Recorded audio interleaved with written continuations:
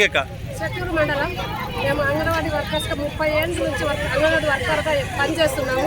400 రూపాయలతో నుంచి మేము పనిచేసినాము. అంతగా మేము కష్టపడి పనిచేసి మా పిల్లల్ని చదివించుకోవాలన్నా డబ్బులు లేక ఫీజులు లేక సతమతమయ్యి అట్లే ఉద్యోగం మాకు గౌరవేతనం అంటే ఇదే మాకు గౌరవేతనం అని మనం పనిచేస్తుందా. ఈరోజు పెంచుతారు, మాకు రేపు పెంచుతాం, ఈ సంవత్సరం పెంచుతాం, ఇంకా 10 ఏళ్ళు అయిన తర్వాత పెంచుతాం ఆశతోనే మేము ఉద్యోగం చేస్తున్నాము. అయినా కానీ చాలా కష్టాలతోనూ మేము కూరగాయలు తెచ్చుకోవాలన్నా సెంటర్ అద్దెలు కట్టుకోవాలన్నా మా జీతంతోనే అది నెల మాకు 1వ తారీఖు మా జీతం పడదు. ఆ జీతం పడక సతమతం అయ్యి అప్పు తెచ్చుకొని అంగళ్ళలో బాకీ తెచ్చుకొని సెంటర్ నడుపుతున్నాం. ఒకరోజు కూరగాయలు లేకపోతే పప్పు చేయడానికి చేత కాదు. అయినా చిన్నపిల్లలతో ఆహారం వండేటప్పుడు మనం అన్ని బాగా కూరగాయలు వేసి చేస్తేనే పిల్లలకి బాగా వాళ్ళకి పౌష్టికాహారం వస్తుందని కష్టపడి తీసుకొని మా సొంత డబ్బులతోనైనా అప్పు అయినా చేసి మేము తీసుకొని సెంటర్ ఖచ్చితంగా జరుపుతున్నాం.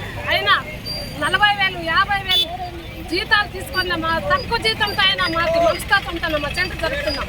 అయినా మాకు ఈ బాధలన్నీ కష్టాలను పెంచి సీఎం గారు మా పైన దృష్టి ఉంచి మాకు జీతాలు పెంచమని కోరుతున్నాం. మేమైతే మాకు చాలా పెంచమని మేము అద్భుతంగా పెంచమని అడుగుతున్నాం. మాకు మా పని తగ్గట్టుగా పెంచమని 40 ఏళ్ళ నుంచి రిటైర్డ్ అయిపోతున్నాం. ఇంటికి పోతే కనీసం మమ్మల్ని ఎవరు చూస్తారో ఎవరు లేదో మాకు డబ్బులు లేక మమ్మల్ని మా పిల్లలు కూడా చూస్తారో లేదో నమ్మకం లేదు.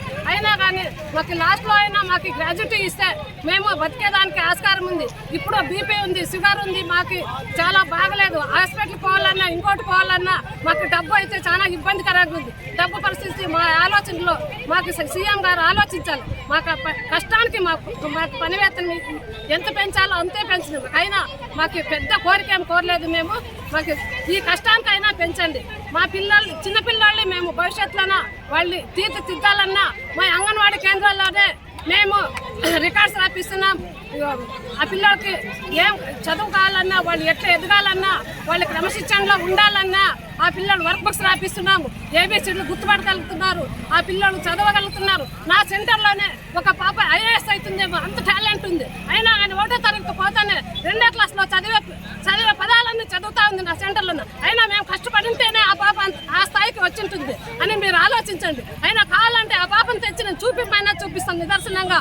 ఈ పాప ఎట్లా రాయగలుగుతుంది, ఎట్లా చదవగల ఆట పాట విద్య వాళ్ళు ఎట్లా ఉండాలా, సమాజంలో ఎట్లా మెలగాలన్నా మేము పునాది వేస్తేనే వాళ్ళు ముందుకి భవిష్యత్తులో బాగుపడతారని మేము ఆశిస్తున్నాం. అయినా మేము ఇంత కష్టపడుతున్నాం, మాకు గుర్తింపు అనేది లేదు.